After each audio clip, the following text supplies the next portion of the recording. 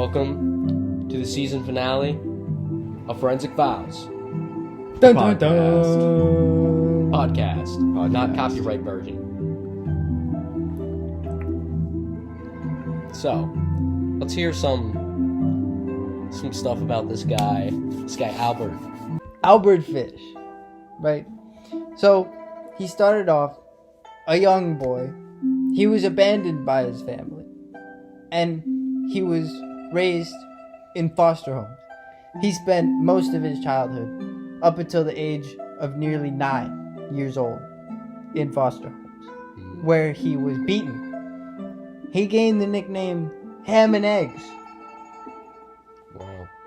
I couldn't figure out why. I couldn't be imagined But being called Ham and they Eggs. called it- Oh, so this was the 30s? They got No, this was...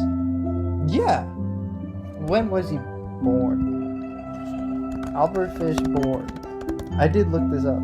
No, it was This was 1870. so yeah, they had some Yeah, it was they had some 1870. wild Wow. He nicknames. died. That's almost or no, as bad as being called like Chunky Monkey or But something. that's like a normal nickname for the time. He was sentenced to death in the 1930s. That's where I when got- his that's where I got reign. that That's date when from. his reign like That's, ended. Yeah. that's when he was done. Yeah. So he gained the nickname Ham and Eggs in his foster homes, right? He was beaten and they were whipped unmercifully. It's a good word. Mind you, this is childhood trauma. This is all what is creating the monster that will become Albert Fish, aka Frank Howard. I'll explain that later. Okay, it's another Mixed personality. Yes, yeah, Wow. pseudonym. Pseudonym. Huh. pseudonym. Right? So he actually began to derive pleasure from these beatings and the abuse. Oh, He began to look forward to it. oh, Very similar It with was my guy. it was terrible. He was exposed to terrible things, brutal events that he definitely should not have seen. No child should have to see that. And then his mother came back. So he went back to live with his mother, and soon after, he was introduced to another boy with whom he started a relationship. okay. And he was introduced to drinking urine and eating feces. Mhm. Hobbies. Mhm. Hobbies. He Goals. did not have. He had very little formal education. Right. He worked with his hands a lot. He was very, very hands-on guy. He was not. Not all there. He was not all there. Well, Definitely that's not all. that'll be a recurring theme. I feel. My guy has got an IQ of 121 actually. 120. My guy. Okay. Has intellectual disabilities. So. Intellect. Okay. So. Okay. At the age of 20 is when Albert Fish first began his crimes against children. He was in New York, New York. He worked The as Big a mail- Apple, the city that never the sleeps. city that never seems to sleeps. sleep. Don't sleep Probably on because he him. was keeping Yeah. awake. Whoa. Albert Fish. Well, would keep everyone you up was at night. awake. Nobody sleeps there. Good old Ham and Eggs. Ham and Eggs was keeping that place awake. Terrible. He was a male prostitute. The boogeyman, they called him. They called him the Boogeyman. You got the nickname, the boogeyman. Ooh. The Wait, did he start the whole boogeyman being like a scary thing, or was that before him? That had to be got it. before him. Oh. Google. That's Did actually a very good question on my Albert part. Fish start the boogeyman? I don't think Is so. but is boogeyman based on? He was the notorious boogeyman killer, So That doesn't. but I don't think he started the boogeyman phrase. Okay. He was the Gray Man, the Brooklyn Vampire. He was the boogeyman killer, the Werewolf of Wisteria, or Wisteria. I don't know how you spell that. How you say that? Right? And he lured boys from their homes, molested, raped, tortured, and fantasized about murdering and cannibalizing them. So he didn't actually murder and cannibalize. Not yet. Not yet. Not yet. He only developing. molested, raped, and tortured boys Mm. with his instruments of hell. Ooh. He actually started painting houses. He was pretty good at that, right? So he painted houses in states all the way across the country, right? And he he would do his work, his crimes, in states that were predominantly African American population, because the police wouldn't pay attention to it. yeah, they wouldn't pay attention to the African American children nearly as much as the Caucasian children. This was a long time ago. This was a long time ago. This was early 1900s. 1898. Albert Fish married and fathered 6 children. Oh, Six he does not children. seem like a good person to have No, children. no. He made them play sadomasochistic games. Oh. His favorite. Who had children with this guy? I'm not sure. This guy sucks. He does. This guy stinks. So is Albert Fish wife? I know his marriage ended, so they didn't stay together.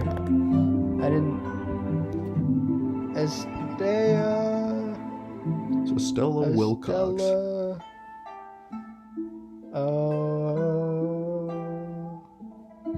I don't. Doesn't say much about her. But I thought he was Well. gay. 1930 to So he 1930. this is weird. Okay.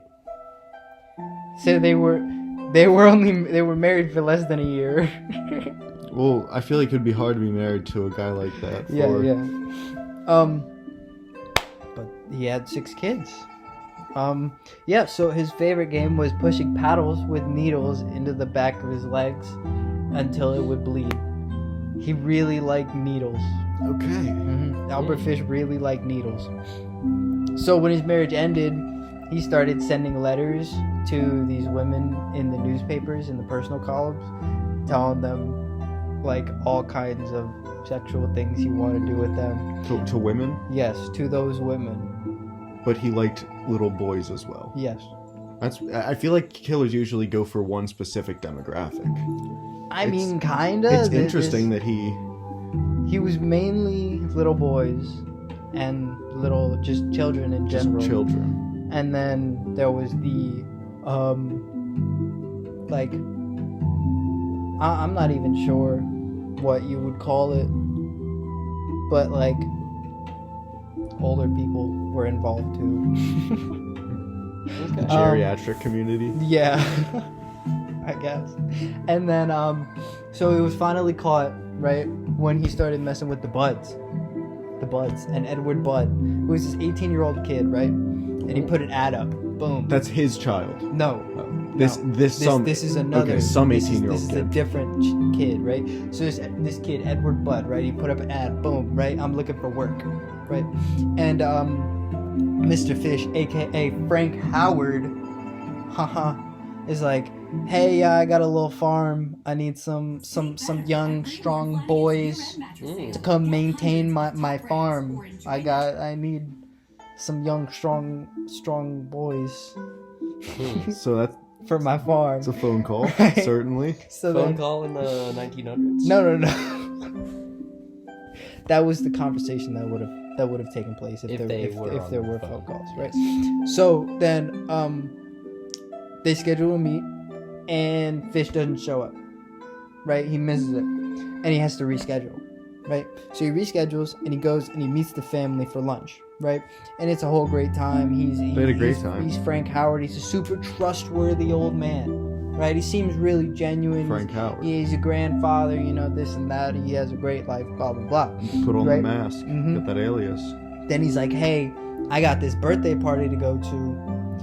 I'll be back to pick up the boys later, because it was Edward Budd, who's 18, Mhm. and his friend. So they were both going to go work on the farm. So he was like, I'll pick them up later. I got to go to a birthday party right now. I got to go to a family birthday party.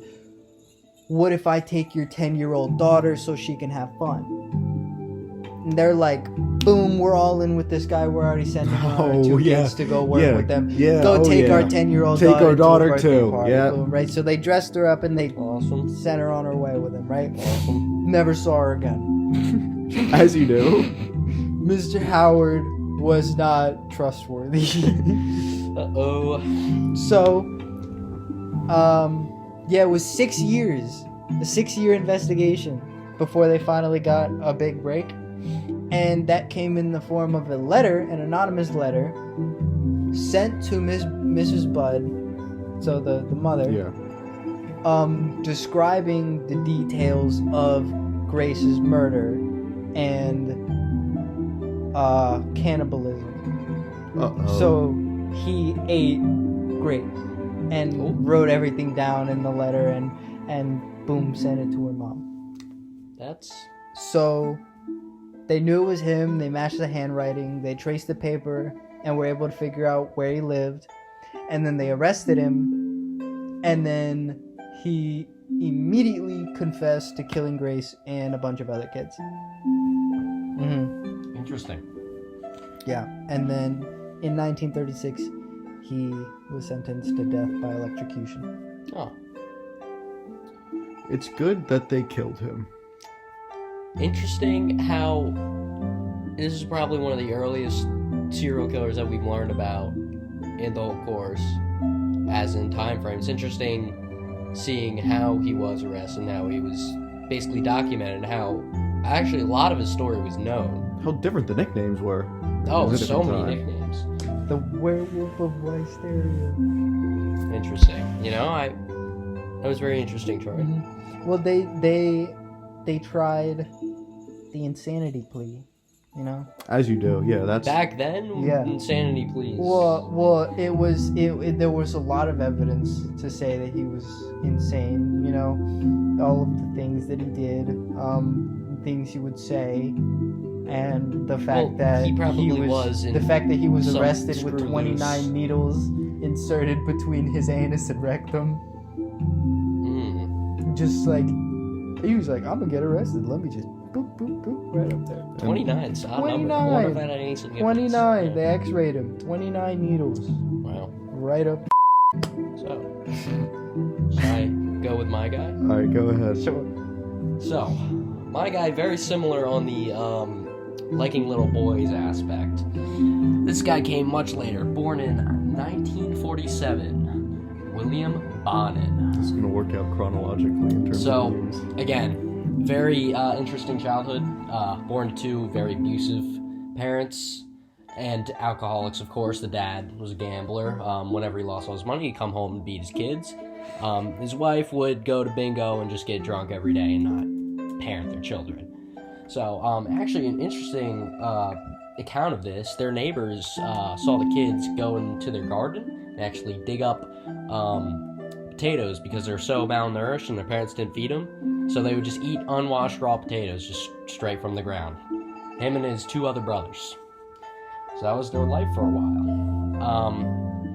And unsurprisingly, my man William got in trouble very, very early. Age of 6, was sent to a orphanage, a nunnery, like a institution for bad children, pretty much. And that was his first, no, not his first, but his second, of course, aside from being beaten by his parents, his second introduction to violent actions. But this got into the homosexual end of violent actions. Some of his fellow orphan mates would beat him sexually and do things to him. So what has been theorized from this is where he gets his inability to distinguish sexual from violent actions based on these experiences in his early life. So he had to deal with this, being beaten and raped by many of the older kids in the orphanage from the ages 6 to 8 when he eventually got out. And after that, he was a weirdo. He was kind of an outcast in his neighborhood. He would walk around and look for the kids younger than him, and he would basically repeat what was done onto him at the orphanage. And he was pretty much a nuisance to the neighborhood. But at the same time, he did want to make his mother proud, which was interesting. He tried to put on a guise, getting a girlfriend for his mother, even though she suspected his homosexual tendencies, and basically did everything she said. So when he turned 20, his mom suggested that he join the military, maybe straighten his ways. Guess what? He got sent to Nam. Now, Vietnam was a very interesting experience for young William. He had a much better time than a lot of other soldiers in Nam did. He enjoyed it? Yeah, that's where he got his taste for killing. just put it at that. Okay. There are many stories of how he, even to fellow soldiers, he would hold them at gunpoint and make them basically just strip down naked, take their clothes off. He had many affairs with the young children just of Vietnam, and so he came home a happier man, actually, a much different man. Everybody claimed that he had changed, and from then on, he had big plans. He had discovered raping little boys is fun, so he went on a little mission. He wound up going around town, luring kids into his mom's van and doing the deed in there. He was a bad dude. So he actually got arrested twice for this, and after the second time vowed to make no more witnesses. So It's a good thing to vow after your arrest. Yep. Bonin's first official kill, after the many rapes prior to that, was in 1979, which was a gruesome murder of a 13-year-old boy. And from then, he got a taste for brutally killing and torturing his victims. The brutal kills looked like bear attacks, but anyways, for how disorganized of a killer he was, he already had a very long record. He told a lot of people about his murders, actually. Some of his victims that he planned to kill, he just decided, nah, I'm gonna let you go. I was gonna kill you, but no. I'm so serious. That happened, like, twice. One of the kids they actually let go came back with him and helped him perform another murder. Yeah. So, and that's another interesting thing. He had a few accomplices. One guy was the last name Butts. That was his main accomplice. He was kind of the reason back in that time frame, 70s and 80s, that parents did not want their kids playing Dungeons and Dragons, because he was apparently a big board game enthusiast and really went crazy for that. You like his board games? Yeah, actually, on one of Bonin's last kills, he came out in a Darth Vader costume to investigate the that's just a fun fact. Baller. Yeah. Alright, so anyways, Bonin was actually pretty intelligent, pretty charismatic. He was able to be with people, like, unlike a lot of other killers who, like Dahmer was socially inept, a bunch of other people. This guy was actually pretty smart. IQ 121, as I mentioned before, but he lured some dumb people around him. Butts was very unintelligent. He got arrested frequently and just, yeah. So, along with some other accomplices, some young boys, one, I believe, with an IQ of 57. Yeah, so that's bad. Very unintelligent. But the fact that he was able to get people around him and make friends through a craft of, okay, I don't even know. I can't even imagine it. But anyways, he had been going around. He actually got jailed again, but got let go because of a court, like a miscommunication in court. They forgot to actually schedule his trial. So he was let go. And for how disorganized of a killer he was, and how gruesome, and the fact that they knew that there was a serial killer at their hands, and they just never caught him in the time span, is kind of ridiculous. It was a big failure on the South California Police Department of that time. It was awful. Eventually, when he was caught, it was kind of an embarrassment for the police, because he immediately confessed and was shown all the dots lined up pretty easily. So, he was caught actually in 1980 molesting a 15-year-old boy in the back of his van by police surveillance. Confessed all the gruesome murders in a very nonchalant way. So he appeared to show no sympathy whatsoever for anything that he did. His final kill count was 14, but he was expected to have killed way more. That was the only that were confirmed. And he wound up being executed in 1996. Now, this created an actual uprising. Some people believe that he was a victim based on his childhood, and others believe that he was just pure evil. It's interesting because if you think about the way he was raised and the way Vietnam treated him, he wasn't very much set up for anything great. From being assaulted from a young age into the horrors of war in Vietnam. So there are a lot of variables here. But you can make your own decision. What do you guys think? He was a bad man. I don't know. Yes. You can, like... Did he deserve the death penalty or did he deserve treatment? Oh, keep in mind, I will mention he was in institutions earlier because of his molestation habits, and he always managed to get out by basically playing nice. So he knew what he was doing. He knew how to deal with people. He knew how to get out of situations. Yeah, that's death. He was conscious of what he was doing, but was the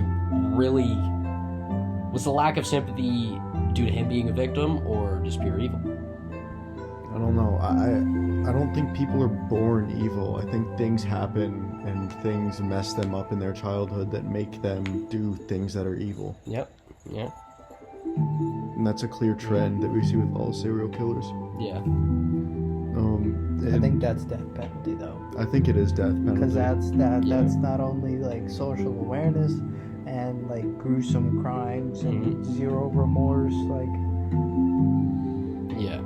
That's he a danger. That's he didn't even really seem to care about his death. He actually sent letters to the victim's parents, like while he was in jail, and he was just talking to them about his favorite TV shows and stuff. And apparently, he told one of the mothers that he really liked their victim because he was a real good screamer. Which is interesting because from what I've seen, I think that he meant that in a genuinely just like matter-of-fact way. I don't think he was trying to like scare the lady. Well, just because he's so weird. That's just how he thought, and that's a result of the trauma that he endured. Yeah, he learned that human life is disposable basically in Vietnam, and he just went with it. To learn about someone else who probably deserves the death penalty, Carl Eugene Watts. He was born in 1953 in Killeen, Texas. He was there, his family was there because of his father. His father was in the army, and so he was stationed there. But unfortunately, his father ended up leaving the family when he was young, so his sister, his mother, and him all moved out to West Virginia, which is where his mother's parents lived, so his grandparents, specifically his grandmother. And they lived there a lot during his childhood, and so the people there have an interesting accent, and when they would say his name, Carl, it would be drawn out to sound like coral. Oh. And so that's what they called him, and that's the nickname that he used for his entire life, so he was known as Coral, is what they called him, is what he called himself. Coral. When he was in the 3rd grade, he got really, really sick. He had meningitis, and that knocked him out for the entire school year. Okay. So he was an entire year behind, and once he recovered, he really wasn't the same. He had a lower attention span, poor memory, he had violent dreams, and he wasn't getting sleep.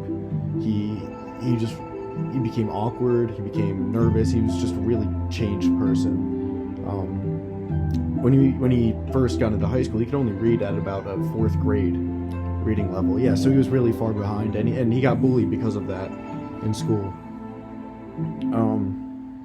So when he was 15, he was working a newspaper route, He was a newspaper boy, and he was giving this newspaper to this one woman, and he randomly assaulted her. Just out of nowhere, just beat her up, and just walked away and continued delivering papers. And so the police got him.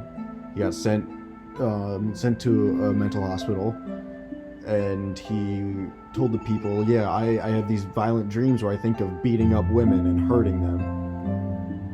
It's just what he wanted to do, and the dreams, he said, made him feel better, and he felt better after he hurt these women, and it was really nagging him. An internal. Nagging him. So naturally, they diagnosed him with intellectual disability and antisocial personality disorder, which were most likely results of the sickness. And so they said, this guy's dangerous. We're gonna discharge you, we're gonna let you out, you can be free. So they labeled him as dangerous, and they let him out on his 16th birthday. Young. So he could then finish high school, where he did not much. He was very good at sports. So he played football, played baseball, and he wrestled. He ran track too. He was very good at all of them, but he was known to get angry and be a sore loser and have fits of rage. Hothead. And he also got into doing drugs too. So he was experimenting with drugs and playing sports, Usual. but he wasn't doing anything else violent. He was just Just the drugs and sports. Yeah, that's Okay. pretty much all he was doing. Sports at and this time. drugs and sports. So he got a scholarship to play football because he was really good at football. Oh. At Lane College in Tennessee. What year was this? So he was born in 53, so it was 18 years later, so it's 71. 71. But he never played a snap there because he injured his knee and he dropped out. Would have been in the league. Could've gone to the He league. moved to Michigan, where he enrolled in Western Michigan University and started an engineering program. So you can see he's maybe trying to get something going, get something started. It's where we enter his crime life, his criminal activity. This is in 1974, on August 25th. He knocked on the door of Lenore Nizaki and asked for a man named Charles. And is there a man named Charles home? Is there a Charles? Is there a Charles here? She said, no, but I can write a message, have you write a message down for him and give it to Charles if I see him. Handed her the paper. He jumps at her and he strangles her until she becomes unconscious. And he leaves. So, was Charles there or not? No, Charles wasn't real. Oh, This is someone he made up. he had me fooled. Yeah, so then October 30th, 1974. Coral is seen walking to Gloria Steele's apartment at the university. Wait, was this lady killed? Oh, No, previously? Lenore Nizaki was just strangled and left unconscious, Okay. and she awoke. Can't say the same about Gloria Steele.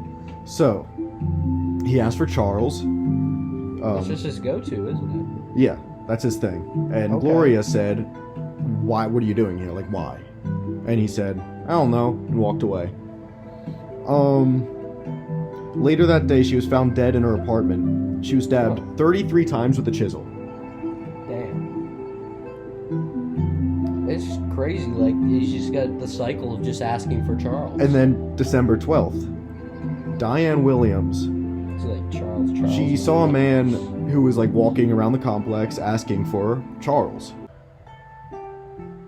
When Coral walked up to her door, to her apartment, she suggested that he should leave a message just like Lenore did. Give you a pen and paper. He forced himself into the apartment and he began to strangle her.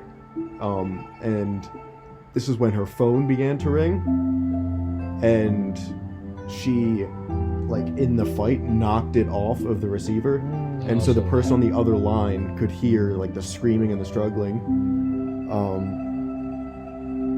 And so he, saw that in person, called the police, and he got scared and he darted.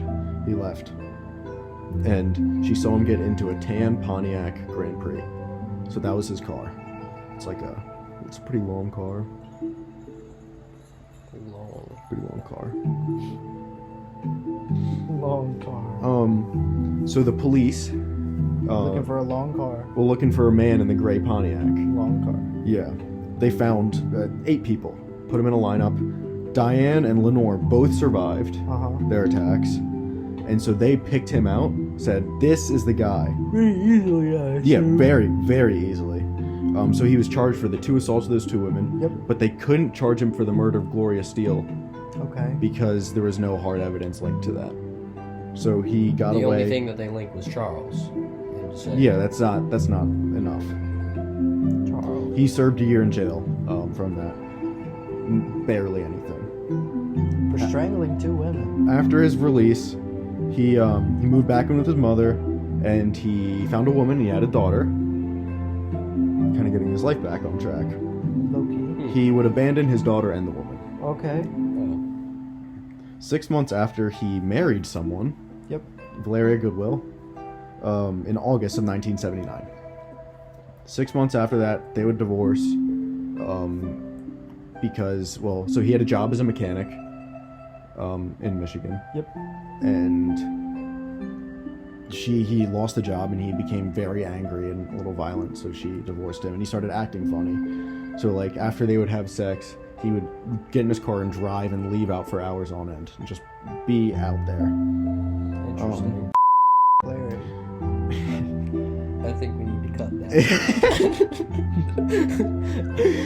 It Continue. okay, so it turns out that he was breaking into the homes of women.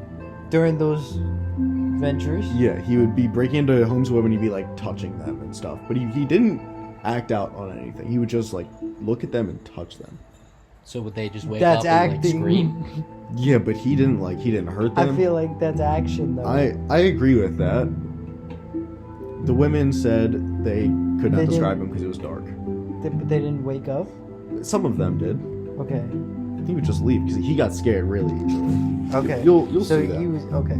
So Where after was this that? divorce, this was it. This was the bottle. The bottle was full. He started killing Okay. because he's had it up to here with women. Mm. He's always had it up to here with women. The women in his life.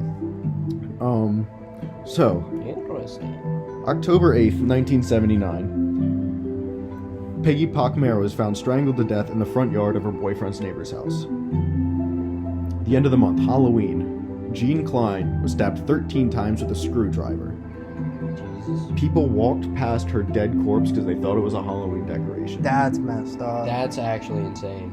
The fact that like something like that could That's really crazy. happen and you wouldn't like The next day, it's crazy. Helen Dutcher. This case is pretty important in the end. Okay. She was seen being slashed and stabbed. Some guy saw her. His name was Joseph Foy, and he called the police. And again, they couldn't give an accurate description. He got out. Very unorganized. And then he took a little break until 1980. April 20th, 4/20, 1980. Shirley Small's body was found on a sidewalk with a stab through the heart and 6 slices in her face. Huh. And then July, Glenda Richmond was found dead in front of her apartment, stabbed 28 times with a screwdriver. How many of these kills do you have? Just like Not all of them. These are like just the headline ones. He's got more than this. September, Rebecca Huff was stabbed 54 times with a screwdriver. Like, the numbers just that's his keep go-to. growing. His go-to weapon. He likes the screwdrivers. Those last 3 murders all occurred on Sunday mornings, so they gave him a nickname, the Sunday Morning Slasher. Yep. Interesting. It's a pretty good nickname. Not quite as good as ham So and eggs. he had to step up his game a little bit. I He's in got Michigan. I got ham and eggs over the Sunday morning slasher. He's in Michigan. Says, where can I go to kill that would like be different? Canada. Canada. So, Sandra Dalp was walking home from night school in Ontario when she was stabbed in the back and had her face slashed. She survived, and and she watched him get into the tan Pontiac Grand Prix, Still, the long car. the long car. And his car was seen re-entering the U.S. like early the next morning. So it was just a vacation to kill somebody in Canada. And he does it again. Hmm. Less than a month later, Mary Angus was returning home in Ontario when she was approached by a man. She like screamed at him. He got scared off. That seems He's to be the kind of like go-to. like a little like squirrel. Yeah. He just go get, and he just kind of runs. Yeah. Wow. His vehicle was spotted crossing the border less than 30 minutes after that attempt. Okay. And then 5 days later, back in the U.S., Elena Bennett was found dead, hanging from a beam in her garage. The garage was open. She was sexually assaulted with a broomstick. And out of all of the cases, this is the only one that are linked to him that have sexual assault. So he's just a big murder guy. Usually he would go into the apartment, kill the person, leave everything, not sexually assault them, just kill the woman. And it's actually, he said that women had to be freed of their spirits. That's why. Interesting. Thought women were evil. Okay. And then 11 days later, he was following a woman with his car, and she began to run off and enter her house because she saw him following. He was really angry, so he got out of the car and started like running around and looking for her, like yelling. There were 2 cop cars that were there watching this unfold. Damn. He was not good. Yeah, he wasn't, but maybe he was. So he comes back to his car. The cops see him. He sees the cops. He runs the other way. Does a 180, gets back in his car. Goes. And the cops catch up to him and arrest him. They found wood carving tools and blood in his car. And when they arrived at the police station, he requested a lawyer, and they didn't have any evidence to hold him there overnight, so he walked. That is wild. I mean, think about it. He got taken because he was yelling at someone. Like, Yeah. They began to have really like a lot of surveillance on him. So he began to stay at home more.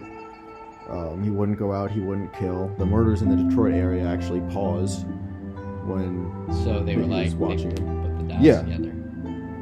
So he left. Mm-hmm. He first goes to West Virginia, back to his grandmother, and then he goes down to Texas, Houston, Texas, known as the murder capital of the world. Interesting. He got a job there, and actually the Michigan police sent down to the Houston police saying, watch out for this guy, he's dangerous. So they kind of looked into him. There was a detective who really followed him closely. But after a while of kind of laying low, they stopped paying attention to him. He hasn't done anything. It was the murder capital of the world. There's more important things. So he moves to Columbus, Texas, which is about 70 miles to the west. So it's pretty far from Houston. And after a little bit, in September of 1981, he was tired of not killing anyone anymore. So he's in Houston, and he starts following a woman around who's driving. She gets on the freeway, drives 160 miles to Austin, because that's where her new apartment was. He follows her the entire way, Jesus. goes up to her apartment. They fight for a little bit. They end up in the pool of the apartment complex, and he drowns her. He gets up, leaves, drives the 160 miles back home, Wet. after killing someone. In the morning, the police find the body, do a toxicology report. She had been drinking. The death was accidental. No. That's Bro. The death was accidental.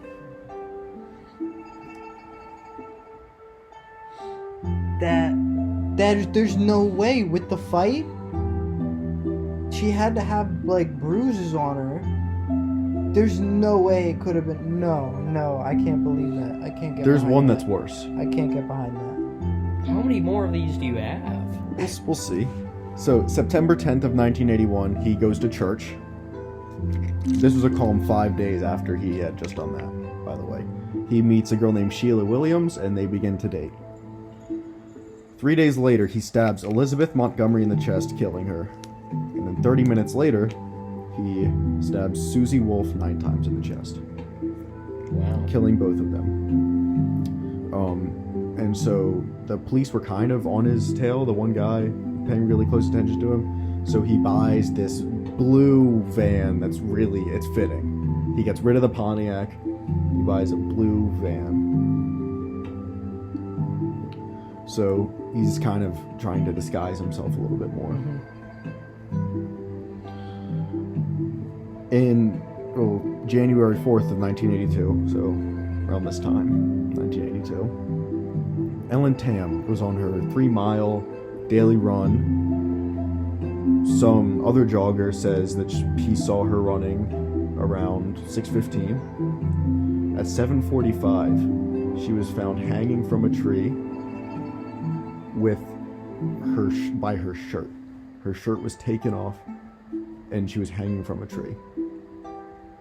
The death was ruled a suicide. Wow. The family fought it and If you said just- no, she wouldn't kill herself. This is not a suicide. Kill So herself with her shirt. yeah, exactly. The medical examiner wrote it was either a freak accident or some otherworldly form of intricate homicide. And it turned out to be the second one. Yeah. It was originally ruled a suicide. A few months later, Anna Ledette was on a morning job when Coral found her and stabbed her 17 times in the chest. He then attempted to go to another woman right down the street and grab her, but he had blood on his hands, so she slipped out. She called the police, but she couldn't provide an accurate description of him. This guy really just blends in. Nobody can describe him. And he attacked 3 more women in March and then 3 more in April. So that's 6 more in 2 months. It's a lot. And then the end was in May. The 23rd, a woman named Michelle Madej was strangled outside of her apartment. Then he took her upstairs, put her in her own bathtub. So she was strangled until she was unconscious, not dead. Took her upstairs, put her in the bathtub, and filled the water up so she drowned when she came to. A few hours go by. He does a similar thing, breaks into the apartment of Melinda Aguilar and Lori Lister. So they're roommates. He strangles both of them until they're unconscious again. Except Aguilar was faking unconsciousness. So he puts Lister in the bathtub, does the thing. Aguilar opens the window and jumps out and alerts a neighbor, who calls the police, and they catch him. They arrest him. Finally. Lori Lister lives. They get her out of the bathtub, and she survives. Nice. Good ending. So, the prosecutor. So they have him. They have him on these. They have him this time. This one murder they have him for. Attempted murder. Burglary and attempted murder via strangulation and drowning. So the prosecutor said, hey, if you plead guilty for the burglary and attempted murder charge, if you plead guilty and you confess to the murders of other women, you'll only get 60 years. You'll only get that burglary. How old is he at this point? This was 82, so he is 29. Chances are he's gonna be dead by then anyways, or 60. But he'll only get the charges he won't get any murder charges. He'll get attempted murder and he'll get burglary. Yeah, in 60 years. So And what'd he say? He of course took that because He took that? because if he didn't, they would try him for all the other murders, and then he'd get 1,000,000 years. But if he took the plea deal, he'd get 60 years. So So he tried to escape. They put him in solitary confinement, and they said, "You can't get early release." And a Texas Court of Appeals said, "Actually, he can, because he's not a violent offender, Okay. because he didn't use any weapons for the attempted murder." They said the bathtub was not a weapon, and neither were his hands for strangulation, so he could be considered for good time and an early release. He had a scheduled release date of May of 2006. He actually got released in 2004. So where's he at now? The governor of Texas signed extradition papers stating that he would be sent to Michigan upon release, because they didn't want him there, Yeah. because he had confessed to the murders in Texas. Yeah. So they said, "Go back to Michigan. They'll try you there." He was tried and convicted for numerous murders in Michigan, and he died of prostate cancer in 2007 in jail. Interesting. One interesting thing that I find about him is the manner in which he killed. He just was mad, and he just killed. He didn't steal or rape. Rape. Just He just angry. killed. that's Angry crazy. with women. Interesting. Yeah, that started from the sickness. That he had those violent dreams. Wow, man. I think that was the worst one. So, how's that for a season finale? Is that That It's the end. cue smoke on the water?